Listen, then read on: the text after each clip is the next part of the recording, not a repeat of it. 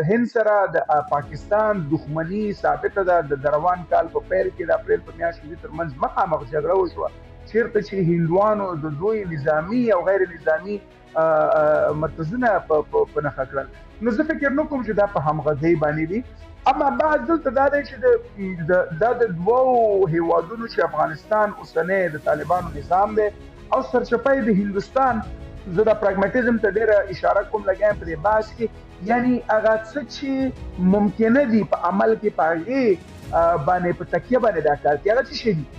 هندوستان غواړي چې افغانستان کله چې د طالبانو تېره دوره وه او هغه د 90 لسیزې کلونه چې موږ ګورو، هندوستان ته جدي خطرونه د افغانستان نه پیښو. په طور د مثال هغه خلک چې په کشمیر کې جنګېدل، هغه که حرکت المجاهدینو، که حرکت الانصارو یا سپاه صحابه خو داخل کې فعالیت دي، خو دا حرکت المجاهدین او دې ته ورته ډلې دوی په افغانستان کې ټریننګ کیمپونه درلودل. همداسې که تاسو په یاد دي هندوستان کومه تیاره چې د جیش محمد د مشر د خلاصون لپاره د هندوستان تیاره وتښتول شوه، هغه هم قندهار ته راوړله. نو دوی غواړي چې دا وارې دغه مرکزي حکومت سره هغه هر څوک دی اړیکه پرې نه شي وکړي، ورسره اړیکه وپالي او د دې اړیکې په مټ باندې وکړی چې خپل دغه خطرونه دوی سره مخامخ دي دا نیوټرلایز یا له منځه یوسي. دویمه خبره دا ده چې طبعا افغانستان مرکزی حکومت څومره هم چې د هند سره ښې اړیکې ولري، دا په دې معنی چې پاکستان به تر فشار لاندې وي. نو هغوی خپل هغه عملي ریل پولیټیک کوي، عملي سیاست کوي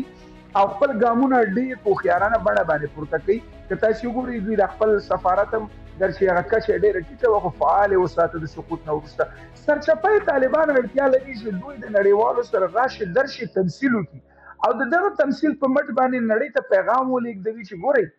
تاسو موږ رسمیت باندې نه پیژنئ، لیکن اوس موږ دا د سفارتي اړیکې لرو، نړیوالې اړیکې پالو، د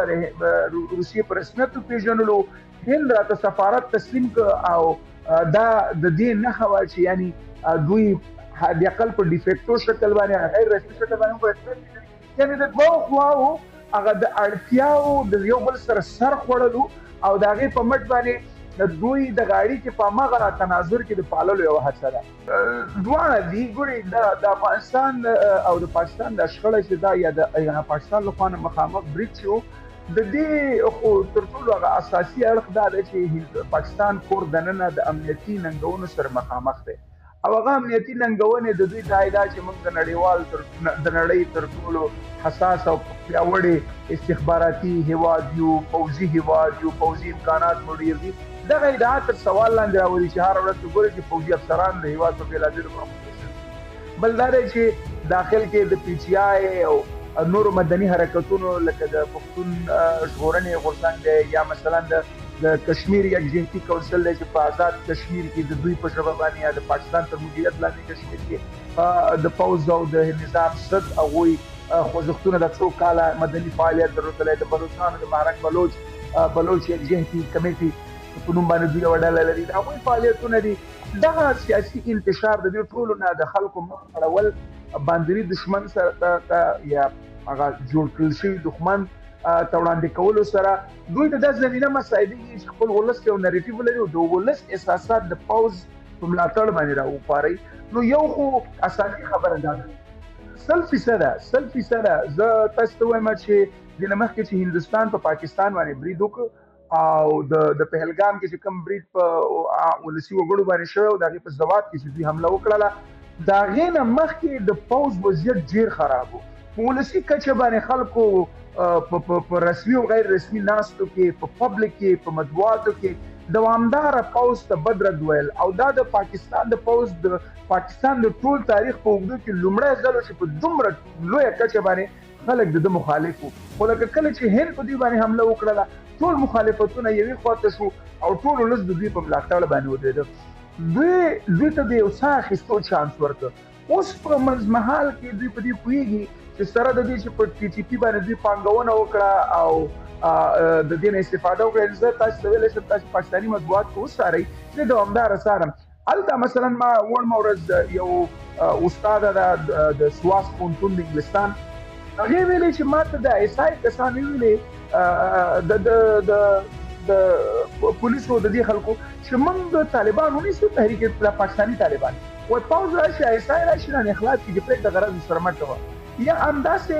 د دوی سره د دوی د ناستې ولاړې ویډیوګانې او انځورونه شته دی نور هم په مطبوعاتو کې داسې بحثونه شته دی چې دوی د دوی سره ډېرې نږدې اړیکې درلودلې اوس کېدای شي یو بعضې برخې د دغه تحریک طالبان پاکستان د ټیټي دوی لاس ته وتي او دوی د مدیریت تعجیز راغلی طبعا د غیر رسمي ډلې چې وي د دوی دغه موډ او د دوی د برخوردونه وخت نا وخت د سیاسي حالاتو د بدلیدو سره بدلیږي لکه په افغانستان کې سیاسي بدلون راتګ سره دوی شاید جرأت موندلی وي چې ولې موږ خپل فعالیتونه وکړو هڅه وکړو اوس چې دوی د حالت ویني دوی دې لپاره چې د خپل ولس پام وګرځوي دا یوه خبره ده دویمه خبره کې تاسو وګورئ د دوی باور دا و چې د افغانستان جمهوریت سقوط نه وروسته به طالبان د دوی موږ په سیاسي علومو کې په انګریزي ژبه کې اصطلاح لرو ویزل سټیټ ورته وایي یا ویزل سټیټ دا چې د باندې ستا د هېواد نه د باندې یو جغرافیه ستا تر دومره اغېز لاندې وي چې ته پکې تور سپین کې سپین شي او که ته پکې سپین تور کې تور شي دوی دا باور او دا امید هم درلودل دا خواجه حافظ دا خواجه آصف چې تاسو یاد کړو نن منځنۍ کولې په ټویټر باندې اوس هم د دوی ټویټونه شته بله ورځ مطبوعاتو کې بخښنه مو وکړه چې هغه زما اشتباه وه زه نه پوهېدم طالبان یې ما سره دا وکړي نو د دوی دا ارزو هم پوره نه شوله او بیا هند چې کوم اړیکې د طالبانو سره پالي دا هم پاکستان ته یو خطر ځان دی د دې نه علاوه که تاسو وګورئ طالبان مستقیما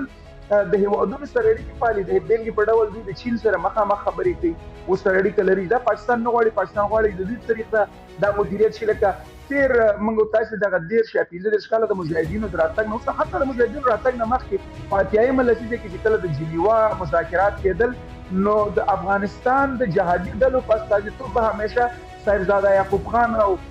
د ورته نور د پاکستان د باندنیو چارو مامورین د افغان جهادي ډلو استازیتوب به کوو نو دوی فکر دا کوي چې دغه استازیتوب به ادامه پیدا کړي بل یو شی چې دوی یو شی میراث لري د انګریزانو نه میراث اخیسته هغه د دوی فارورډ پالیسی د شماغه انګریزانو د افغانستان باندې خپل اغیز په مټ باندې دغه جغرافیه نه په خپل خوخه استفاده کوله دغه ارزو هم په ځړ کې پالي طبعا په دې هم پوهیږي چې په افغانستان کې یو قوي مرکزی حکومت دا په دې معنا دی چې د هیواد چې د بیلابیلو قومونو نه یو جوړ یو فدراسیون دی هلته بیا هر هغه ډله خپل آبایی کوم جړې هغه روټ چې دی هغه ته مخه کوي لکه تیر شل کاله په جمهوریت کې موږ ولیدل په پښتونخوا کې د پښتنو تر ډېره حده پورې هغه عاطفي اړیکه پس لسیزو که زه تاسو د داود خان د دور نه وروسته دا په لومړي ځل دومره پیاوړې شوه چې په پښتونخوا کې د پښتو د ژبې مبارزه شروع شوه د پېښور یونیورسټي په لومړي ځل باندې همدغه تېرو شلو کلونو کې په پېښور پوهنتون واوښته د ژبې سره مینه د خپل فرهنګ او کلتور سره مینه خپلو مشرانو سره مینه دا هله کېږي چې په افغانستان کې مرکزي حکومت هغه د افغان ملت هغه کومه آیډیا یا ایډیالوژي نظریه چې ده هغه پیاوړی کی چې هغه مرکزی حکومت سره پیاوړی کیږي صرف نظر د دې چې څو غلطه ده او بعضی به ورته ډیر کار کوي بعضی به ورته لږ کار کوي لکه موږ د اوس د پاکستان سره جګړه کې ولیدل چې سره د دې چې طالبان تر ډیر حده پورې په نېشنلزم باور نه لري لیکن تر منځنۍ کچې پورې د ټاپ رهبري ونوم حتی ټاپ رهبري هم مسلسل د نېشنلزم دمدمې کولې نو دوی دغه ټول خطرونه ویني چې دوی کوشش کوي چې د افغانستان سره جنجال ولري ګوري پاکستانیان موږ تاسو ګورو چې د 15مې لسیزې نه را پدې خوا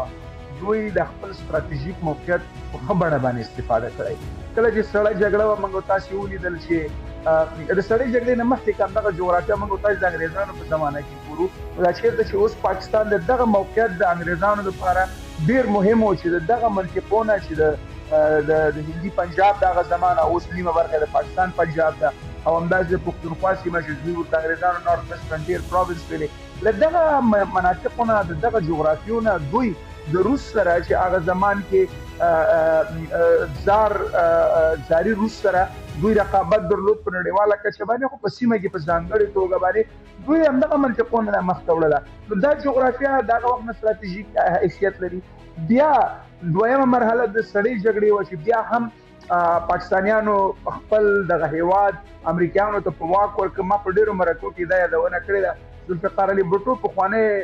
ولسمشر او صدر اعظم تیر شوی د پاکستان او د باندنیو چارو وزیرو د خپل کتاب کې لیکي چې ایوب خان په 1962 د شپېتمې لسیزې لومړیو کلونو کې دی دلته چې کله ولسمشر په پاکستان کې نو د امریکا ته سفر درلود. په دغه سفر کې د کانګرس کې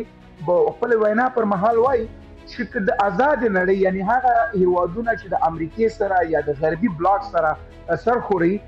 که دوی هر کله ضرورت لري چې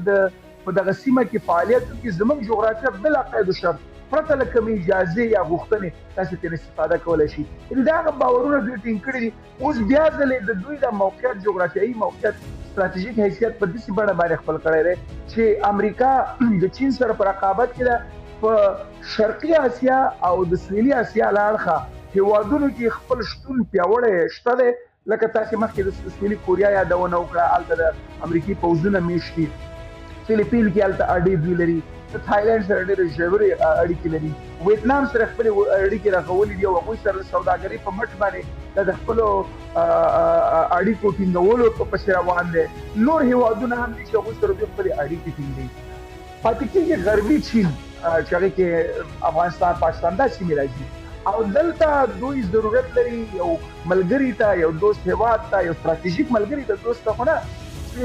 دلته د دوی د چین سره که احیانا رقابت ته ځي چې دوی لپاره هغه تسهیل کوونکی اسانچاري رول لوبوي. نو بناءً پاکستان یو خو د ستراتیژیک موقعیت یې ډېر ښه دی. هر وارې په تېرو 1.5 کاله یا 2.5 کالو پورې